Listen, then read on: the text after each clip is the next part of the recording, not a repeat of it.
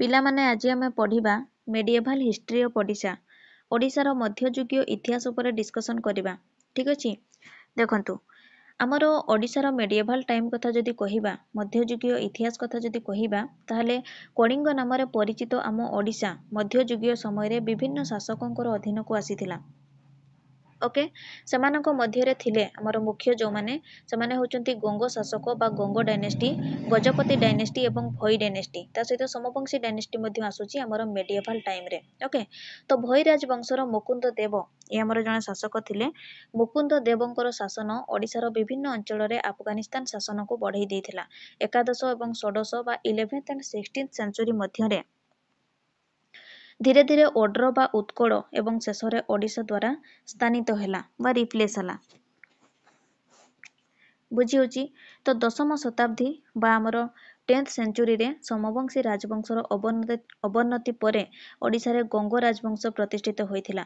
ଆମର ସମବଂଶୀ ଡାଇନେଷ୍ଟି ପରେ ଗଙ୍ଗ ଡାଇନେଷ୍ଟି ଆସିଥିଲା। ଓକେ, ଓଡ଼ିଶାକୁ ମନେ ରଖିବେ, ଆମର ମେଡିଏଭାଲ ଆମର ଯେଉଁ ଟାଇମ୍ କଥା ଆସୁଛି, ମେଡିଏଭାଲ ହିଷ୍ଟ୍ରିକୁ ଆମର ଗଙ୍ଗ ଡାଇନେଷ୍ଟି ଗୋଟେ ଗ୍ରେଟ୍ ସେପ୍ ବା ବିରାଟ ଗୋଟେ ରୂପ ଦେଇଥିଲା। ବହୁତ କିଛି ଆମର ଚେଞ୍ଜେସ୍ ଆସିଥିଲା ଗଙ୍ଗ ଆମର ରାଜବଂଶର ଶାସନ ସମୟରେ। ଦେଖନ୍ତୁ, ମେଡିଏଭାଲ ଟାଇମ୍ରେ ଓଡ଼ିଶାର ଶକ୍ତିଶାଳୀ ସାମ୍ରାଜ୍ୟର ଉତ୍ଥାନ ଦେଖାଗଲା, ଯାହା ଅନେକ ସେଞ୍ଚୁରୀ ବା ଶତାବ୍ଦୀ ଧରିକି ଚାଲିଥିଲା ଏବଂ ଓଡ଼ିଶାର କଳା, ସ୍ଥାପତ୍ୟ ଏବଂ ସଂସ୍କୃତିରେ ମଧ୍ୟ ଯୋଗ ଦେଇଥିଲା। ବୁଝିହେଉଛି, ସେମାନଙ୍କ ମଧ୍ୟରେ ପ୍ରଥମ ଥିଲା ଆମର Ganga dynasty. Ganga dynasty, okay, Ganga dynasty ଇଏ ଆମର 400 ବର୍ଷ ପର୍ଯ୍ୟନ୍ତ ଚାଲିଥିଲା। ତ ଆମର କୋଣାର୍କ ସୂର୍ଯ୍ୟ ମନ୍ଦିର ପରି ଜଗନ୍ନାଥ ମନ୍ଦିର ମଧ୍ୟ ଗଙ୍ଗ ଡାଇନେଷ୍ଟିର ଶାସକମାନେ ହିଁ ନିର୍ମାଣ କରିଥିଲେ। ମନେ ରଖିବେ, କୋଣାର୍କ ସୂର୍ଯ୍ୟ ମନ୍ଦିରକୁ ନିର୍ମାଣ କରିଥିଲେ ପ୍ରଥମ ନରସିଂହ ଦେବ ବା ଲାଙ୍ଗୁଳା ନରସିଂହ ଦେବ ଇନ୍ 13th ସେଞ୍ଚୁରୀ ଏବଂ ଆମର ଜଗନ୍ନାଥ ମନ୍ଦିର, ପୁରୀର ଜଗନ୍ନାଥ ମନ୍ଦିରକୁ ନିର୍ମାଣ କରିଥିଲେ ଚୋଡ଼ଗଙ୍ଗ ଦେବ ଇନ୍ 12th ସେଞ୍ଚୁରୀ। ମନେ ରହିଲା, କୋଣାର୍କ ସୂର୍ଯ୍ୟ ମନ୍ଦିରକୁ ନିର୍ମାଣ କରିଥିଲେ ପ୍ରଥମ ନରସିଂହ ଦେବ ବା ନରସିଂହ ଦେବ 1 ବା ଲାଙ୍ଗୁଳା ନରସିଂହ ଦେବ 13th ସେଞ୍ଚୁରୀରେ ନିର୍ମାଣ କରିଥିଲେ ଏବଂ ଜଗନ୍ନାଥ ମନ୍ଦିରକୁ ନିର୍ମାଣ କରିଥିଲେ ଚୋଡ଼ଗଙ୍ଗ ଦେବ ଇନ୍ 12th ସେଞ୍ଚୁରୀ। 1434 ଖ୍ରୀଷ୍ଟାବ୍ଦରେ 1434 ଖ୍ରୀଷ୍ଟାବ୍ଦରେ ଗଜପତି ଡାଇନେଷ୍ଟି, ଗଜପତି ରାଜବଂଶ ଦ୍ୱାରା ଅନୁସରଣ କରାଯାଇଥିଲା। କେଉଁ ରାଜବଂଶ? ଗଙ୍ଗ ରାଜବଂଶ। ଓକେ, ଆଚ୍ଛା, ରାଜବଂଶ ମାନେ ବୁଝିପାରୁଛନ୍ତି ନା? ରାଜବଂଶ ବୋଲି କାହାକୁ କୁହାଯାଏ? ରାଜବଂଶ ଯେତେବେଳେ ଆମର ଗୋଟେ ବଂଶର, ଓକେ, ଗୋଟେ ବଂଶର ରାଜା ଜଣେ ପରେ ଜଣେ ଯଦି ଗୋଟେ ଦେଶକୁ, ଗୋଟେ ଅଞ୍ଚଳକୁ ସେମାନେ ଶାସନ କଲେ, ତାହେଲେ ସେହି ବଂଶକୁ ରାଜବଂଶ ବୋଲି କୁହାଯାଏ। ମନେ ରଖିବେ। ଓକେ, ତ ଆମର 1434 ଖ୍ରୀଷ୍ଟାବ୍ଦରେ ଏହା ଗଜପତି ରାଜବଂଶ ଦ୍ୱାରା ଅନୁସରଣ ହୋଇଥିଲା ଏବଂ 100 ବର୍ଷ ପର୍ଯ୍ୟନ୍ତ ଚାଲିଥିଲା। ଓକେ, ଏହାପରେ ଆମର ଭୋଇ ରାଜବଂଶ 1541ରେ ଗଠିତ ହୋଇଥିଲା ଏବଂ ଏହା ଆମର 200 ବର୍ଷ ପର୍ଯ୍ୟନ୍ତ ଚାଲିଥିଲା। 1541ରେ ଭୋଇ ରାଜବଂଶ ଗଠିତ ହୋଇଥିଲା। ଏଠି ଗୋଟେ ଇମ୍ପୋର୍ଟାଣ୍ଟ ଜିନିଷକୁ ମନେ ରଖିବେ। ଦେଖନ୍ତୁ, ଆମର ଯେଉଁ କରନି ଡାଇନେଷ୍ଟି, ଏ ଯେଉଁ କରନି ଡାଇନେଷ୍ଟି, ଏଇଟା କ'ଣ ଜାଣିଛନ୍ତି? କରନି ଡାଇନେଷ୍ଟି ବା ଆମର କହିପାରିବା କୋରଣ, ଆମେ କହିପାରିବା ଡାଇନେଷ୍ଟି KARRANI, କରନି। ଓକେ, କରନି ଡାଇନେଷ୍ଟି 1568 ମସିହାରେ ଗଠିତ ହୋଇଥିଲା। ଓଡ଼ିଶାର ଇଏ ଫାଷ୍ଟ ମୁସଲିମ ଏମ୍ପାୟାର, ପ୍ରଥମ ମୁସଲିମ ସାମ୍ରାଜ୍ୟ ଥିଲା। ମନେ ରଖିବେ, ପ୍ରଥମ ମୁସଲିମ ସାମ୍ରାଜ୍ୟ ଆମ ଓଡ଼ିଶାର ଆମର ଗଠିତ ହୋଇଥିଲା 1568 ଖ୍ରୀଷ୍ଟାବ୍ଦରେ ବା 1568 ମସିହାରେ। କରନି ଡାଇନେଷ୍ଟି ଯେଉଁଟାକି ଫାଷ୍ଟ ମୁସଲିମ ଏମ୍ପାୟାର ବା ପ୍ରଥମ ମୁସଲିମ ସାମ୍ରାଜ୍ୟ ଥିଲା। ମନେ ରହିଲା, କରନି ଡାଇନେଷ୍ଟି। ଏହା ଅଳ୍ପ ସମୟର ଥିଲା, କିନ୍ତୁ ଖୁବ୍ ଶୀଘ୍ର ମୋଗଲମାନେ ଏହାକୁ ଗ୍ରହଣ କରିଥିଲେ। ଓକେ, ତ ସେମାନେ ଓଡ଼ିଶାର ଆମର ପ୍ରଶାସନର ଯତ୍ନ ନେବାକୁ ଗଭର୍ଣ୍ଣରଙ୍କୁ ନିଯୁକ୍ତି କରିଥିଲେ। ଏହାପରେ 1703 ମସିହାରେ ବଙ୍ଗଳାର ଆମର ନାଏବ ନାଜିବ ମାନେ ଓଡ଼ିଶାର ମରାଠାମାନଙ୍କ ହାତକୁ ଯାଇଥିଲେ। ମରାଠା ପରେ ଓଡ଼ିଶାର ଆମର କହିପାରିବା ଓଡ଼ିଶା ଆମର ବ୍ରିଟିଶ ଶାସନର ସମ୍ମୁଖୀନ ହୋଇଥିଲା, ଯାହାକି ଓଡ଼ିଶାର ମଡର୍ଣ୍ଣ ହିଷ୍ଟ୍ରି ବା ଆଧୁନିକ ହିଷ୍ଟ୍ରି ବା ଆମର କହିପାରିବା ଆଧୁନିକ ଇତିହାସରେ ଅନ୍ତର୍ଭୁକ୍ତ। ଠିକ୍ ଅଛି, ମରାଠାମାନଙ୍କ ପରେ ଆମର ମଡର୍ଣ୍ଣ ହିଷ୍ଟ୍ରି ଆସିଥିଲା।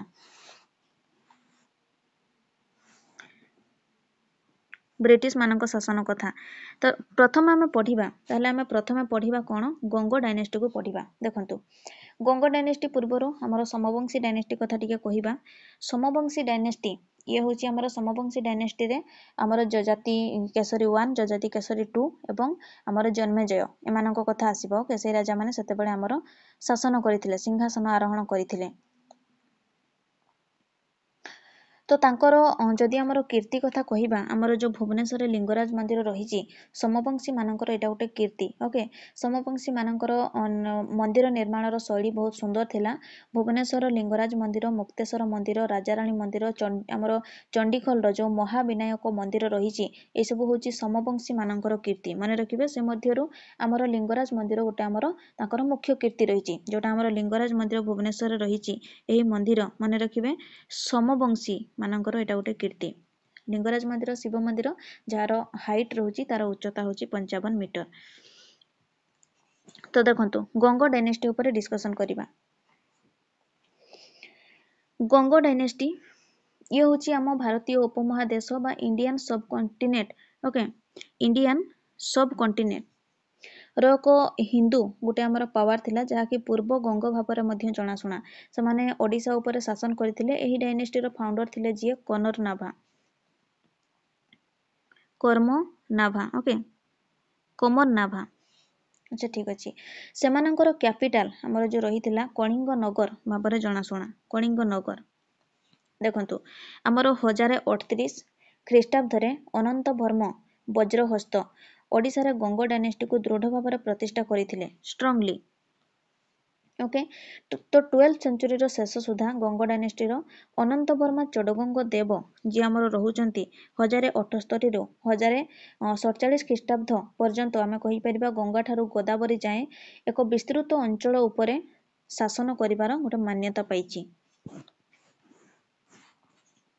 ठीक अच्छे वैष्णववाद माने राजकीय पृष्ठपोषकता ग्रहण करथिले एवं मुखलिंगम श्री कुर्मान हिम आमर कौन रोची श्री कुर्मान तापर आमर सिंहाचलम एवं पुरी रे वैष्णव मंदिर निर्माण करथिले। ओके यही साम्राज्य मुसलमान आक्रमण को दृढ़ भाव रखिथिला। गंग आमर राजवंश कहि परिबा आमर गंग शासन काल रे प्रथम नरसिंह देवଙ୍କ द्वारा कोणार्क आमर प्रसिद्ध सूर्य मंदिर निर्माण ता सहित ओडिशार आमर मंदिर आर्किटेक्चर गोटे सर्वोच्च स्तर रे पहुंची थिला मन रखिबे sun temple at Konark by Narasimha Deva 1। Okay देखंतु गंग राजवंशर आमर यदि इंपोर्टेंट रूलर्स कथा कहिबा ताहले आमर आसुचंती चोडगंग देव 1077 रु 1147 ख्रीष्टाब्द पर्यंत राजराज 2 जी आसुचंती ये होचंती 1170 रु 1190 ख्रीष्टाब्द पर्यंत अनुंग भीमदेव 3 ये आसुचंती 1211 रु 1238 ख्रीष्टाब्द पर्यंत तापरे आमर नरसिंह देव 1 आसुचंती 1238 रु 1264 ख्रीष्टाब्द पर्यंत शासन करथिले। तापर भानुदेव आमर 4 ये जी आसुचंती भानुदेव 4 जी आसुचंती 1414 रु आमर 1435 ख्रीष्टाब्द पर्यंत राजा थिले। ओके एवं ये थिले आमर गंग वंशर शेष राजा माने रखिबे भानुदेव थिले गंग वंशर शेष राजा। गंग डायनेस्टी रो रूल रेगुलेशन को आमर कहि परिबा गोटे सुवर्ण जुग भाव रे विवेचना करा जाय। कोणार्क मंदिर को नरसिंह देव 1 एवं जगन्नाथ मंदिर को चोडगंग देव आमर निर्माण करथिले आमे कहिले ऑलरेडी। तो तांकर जदि देखंत आमर कहि परिबा आर्ट एंड आर्किटेक्चर कथा जदि कहिबा कला एवं स्थापत्य गंग समय रे केमिति थिला art and architecture during the Ganga period बुझी होची जहाँ भी सब आमर इंपोर्टेंट पॉइंट्स रहउची मने रखिबे। ओके जेमिति कि कोणार्क सूर्य मंदिर को किए निर्माण करथिले केबे निर्माण करथिले आमर रहउची आमर जगन्नाथ मंदिर को किए निर्माण करथिले एवं केबे निर्माण करथिले गंग डायनेस्टी रो आमर प्रथम शासक किए थिले ए सब जिंस को मने रखिबे बुझी होची। गंग समय कला एवं स्थापत्य केमिति थिला कहिबा जदि देखंतु आमर गंग वंशर राजा मानकर निरंतन कथा सॉरी गंग वंशर राजा मानकर आमर निरंतन तथा कठिन चेष्टा एवं निर्माण कार्य ओडिशार कला एवं स्थापत्य सर्वोच्च स्तर रे पहुंची थिला। ओके गंग शासक माने दुईटी आमर कहि परिबा ଆମର ପ୍ରତିଦ୍ୱନ୍ଦ୍ୱୀ ओके प्रतिद्वंदी बा आमे कहि परिबा अनरिभल्टेड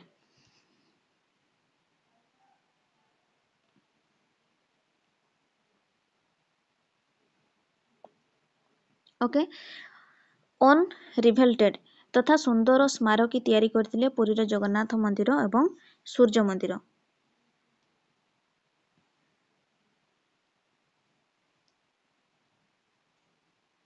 ठीक अछि अनरिभल्टेड देखंतु बुझिएला ए पॉइंट कोन कहला बुझिएला गंगवंशर राजा मानकर निरंतन तथा कठिन चेष्टा एवं कार्य ओडिशार कला एवं स्थापत्य सबुठारु उच्च स्तर रे पहुंचीथिला। गंग शासक माने दुईटी आमर अनरिभल्टेड जोटा आमर कहि परिबा प्रतिद्वंदी तथा सुंदर स्मारकी बा ब्यूटीफुल मॉन्यूमेंट्स आमर तयारी करथिले जो दुईटी आमर आसुची पुरी जगन्नाथ मंदिर एवं कोणार्कर सूर्य मंदिर।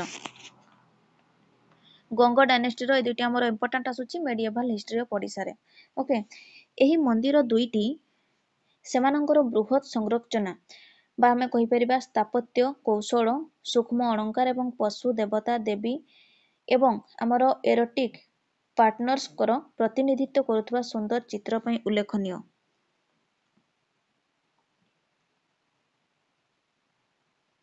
ओके नेक्स्ट देखंतु आमर एही समय रे एहा नागरा स्टाइल रे देखंतु इंपोर्टेंट नागरा स्टाइल ओके एही समय रे एहा आमर नागरा स्टाइल रे निर्माण करा जैतिला जेमथिरे शिखर आमलाका आउ मंडप रहितिला। नागरा स्टाइल रो हमर एग्जांपल रहउची लिंगराज टेंपल मुक्तेश्वर टेंपल आउ परशुरामेश्वर टेंपल ए तीनोटी मंदिर आमर समवंशी शासन समय मंदिर। ओके ये देखंतु आमर sun temple by Ganga dynasty art and architecture of sun temple by Ganga dynasty.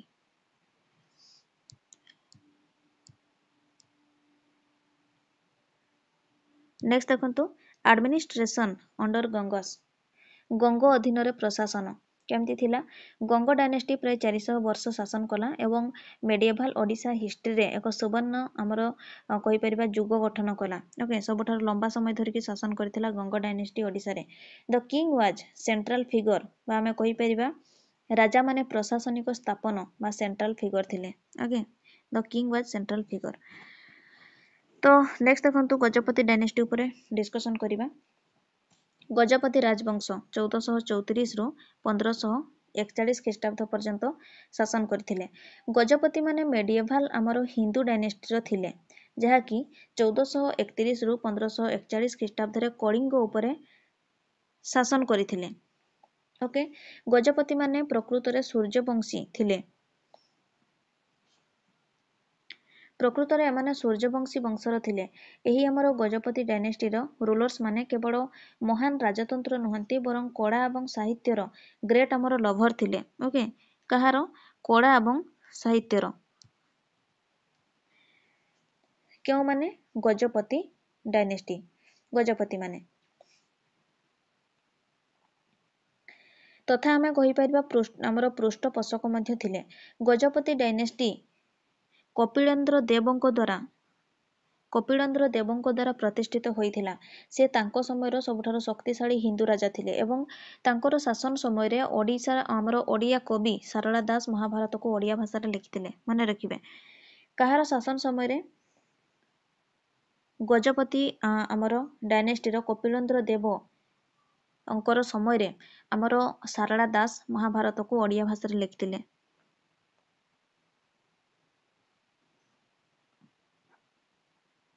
सारला दास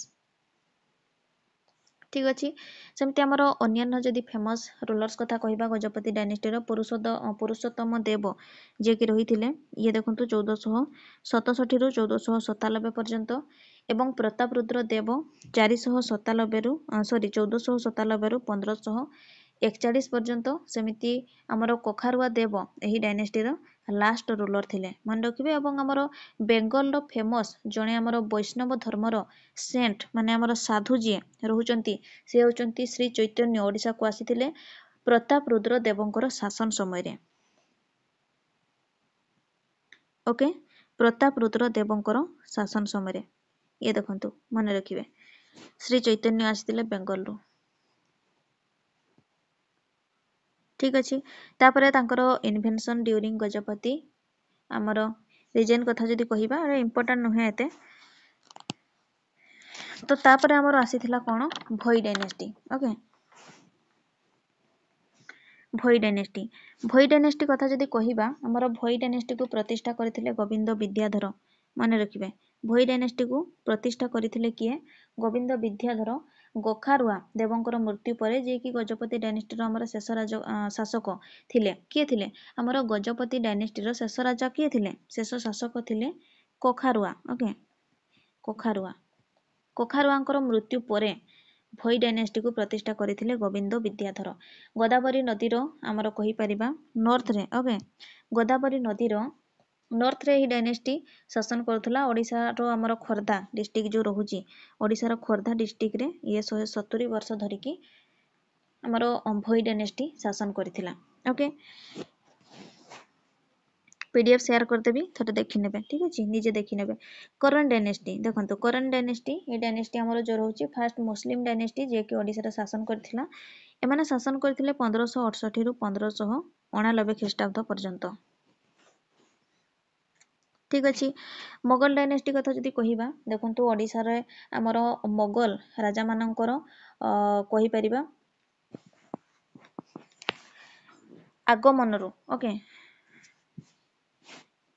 राजा मानसिंह जे रहुचंती ये देखंतु ओडिसा रे मोगल शासन राजा मानसिंह तांको ठारु आरंभ होइतिला। अकबर एवं जहांगीर ओके तांकर अधीन रे ओडिसा जेतेबेले थिला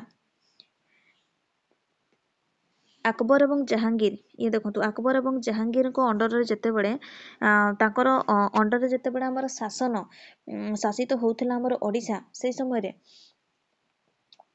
कथा जदि कहिबा हमर से समय ताहले अकबरंकर शासन काल रे ओडिसा 5टी सरकार रे हमर विभक्त होइथिला। देखंतु 5 सरकार्स जेमति कि जलेश्वर इंक्लूडिंग हमर मिदनापुर। ओके भद्रक कटक आउ रहउची हमर चिकाकोल एवं आ गोटे होची हमर राज महेंद्री दंडपात।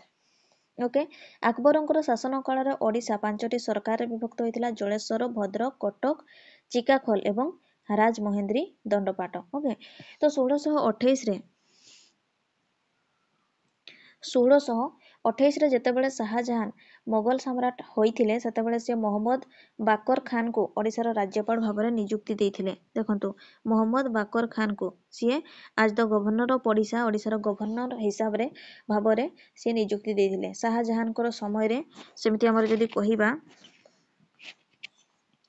शाहजहां को समय रे एडमिनिस्ट्रेशन सीट हमर कटक रे थिला तापरे मराठा मानकर अधीन को मध्य हमर ओडिसा आसीथिला। ओके एमिति थिला हमर ओडिसा रो हमर मेडिएवल हिस्ट्री। ठीक अछि जाबे कहिली हमर मने रखिबे जोडा को इंपोर्टेंट पॉइंट्स रहउची ए पीडीएफ को मो शेयर कर देबी हमर टेलीग्राम ग्रुप रे थरे निजे याकू देखि नेबे। ओके सो आजि पई एतिकी जो पिला माने प्रथम थर पई चैनल को विजिट करछंती चैनल को सब्सक्राइब कर देबे एवं समस्त वीडियो को गोटे लाइक मध्य कर देबे। Thank you.